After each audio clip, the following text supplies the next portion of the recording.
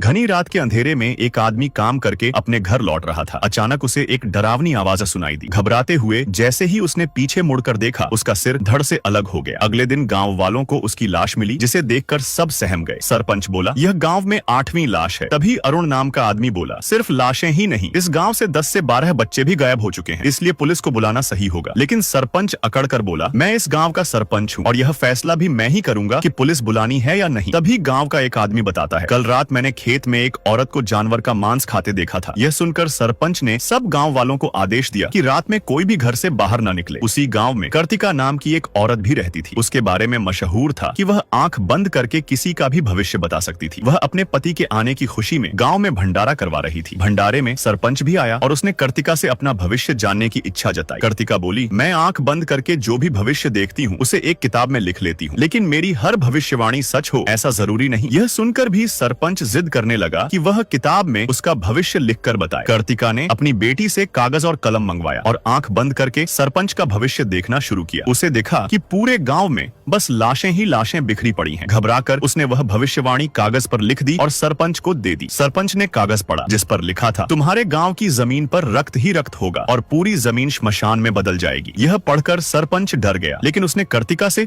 उसकी निजी जिंदगी की भविष्यवाणी बताने को कहा। कर्तिका ने फिर से आंखें बंद की और कागज पर कुछ लिखकर उसे पकड़ा दिया। सरपंच ने पढ़ा, मटके मत फोड़ना। इसे पढ़कर सरपंच जोर जोर से हंसने लगा, लेकिन जैसे ही वह पीछे की ओर झुका, उसके हाथ से टकराकर मटके फूट गए। यह देखकर सरपंच का मुंह खुला का खुला रह गया। तभी कर्तिका की बेटी दौड़कर आई और बोली, मम्मी, पापा आ गए, पापा आ गए। कर्तिका खुशी से बाहर भागी तो देखा कि गांव में भीड़ लगी थी। अरुण ने बताया, भैया घर तो आ गए हैं, लेकिन उन्हें झंडे में लपेटकर भेजा गया है। यह सुनते ही कर्तिका पूरी तरह टूट गई। अरुण के मना करने के बावजूद वह अपने पति की लाश देखने चली गई और फूट फूट कर रो पड़ी। अब उसका कोई सहारा नहीं बचा था। अगले दिन सरपंच और एक वकील उसके घर पहुंचे। वकील ने बताया, यह घर और पूरी खेती बाड़ी तुम्हारे पति ने तुम्हारे नाम कर दी है। यह सुनकर सरपंच के मन में लालच आ गया। उसने कहा, तुम यह वसीयत और अपनी बेटी दोनों को अकेले नहीं संभाल पाओगी, मैं तुम्हें सहारा दे सकता हूँ। यह सुनकर कर्तिका गुस्से में बोली, आजकल गाँव में सरकटी लाशें बहुत मिल रही है, इसलिए समय रहते घर निकल जाओ। फिर वह अपनी बेटी को लेकर अपने कमरे में चली गई। कर्तिका की बातों से सरपंच को उस पर शक होने लगा। उसने कर्तिका के नौकर को बुलाकर उसके बारे में पूछा। नौकर ने घबराते हुए कहा, पहले मालकिन की भविष्यवाणियां सुंदर और खुशहाल होती थी, लेकिन अब बहुत डरावनी हो गई है। एक दिन मेरा कुत्ता अचानक गायब हो गया। मैंने गांव का कोना कोना छान मारा, लेकिन वह नहीं मिला। फिर मैंने उसकी आवाज मालकिन के कमरे से सुनी। जब मैंने जाकर देखा तो मालकिन कुत्ते को मारकर उसका मांस खा रही थी। यह सुनकर सरपंच का शक और भी गहरा गया। उसने रात होते ही एक तांत्रिक को कर्तिका के घर बुलाया। अब सवाल यह है, क्या गांव में हो रही मौतों की वजह कर्तिका ही है, या फिर उसके अंदर कोई आत्मा प्रवेश कर यह सब करा रही है? यह जानने के लिए वीडियो को लाइक करें और चैनल को सब्सक्राइब करना न भूलें।